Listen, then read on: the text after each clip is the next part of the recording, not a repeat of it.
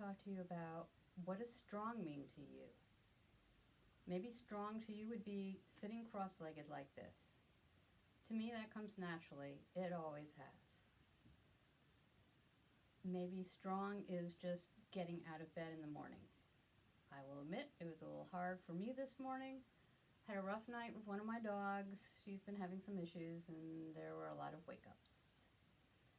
And sometimes strong means getting on your mat when you really don't feel like it. Like anything in life, when you don't feel like doing it, that's the time you really need to do it. So there's a saying in yoga that the pose is not the goal, and that's really, really true. If you scroll through Instagram and you're looking at yogis, you're going to see people putting their foot behind their head, doing handstands, doing really deep back bends, doing all sorts of crazy poses.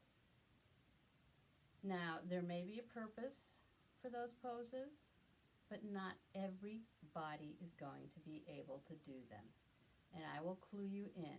I can kick up into a headstand, but I can't yet do it just from the strength of my own core. Kicking up into that headstand isn't doing me any good. It's a recipe for injury. As I work on my core, as my core gets stronger, hopefully someday I'm going to be able to do it just from the strength of my own core. And if I can't, that's okay too. And that's the attitude you need to take in all your poses. How is this serving my body? It doesn't matter how anybody else in the class is doing the pose.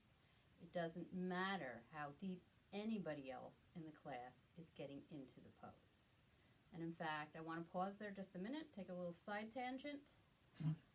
You don't want to get into the deepest expression of a pose the very first time you get into that pose. Your body isn't warmed up yet. It's not ready to go deep yet. Over time, with repetition, you may find yourself going deeper into that pose. But again, we're not rushing into poses. We aren't rushing out of poses. That's where the injuries happen. There's also no shame in using props.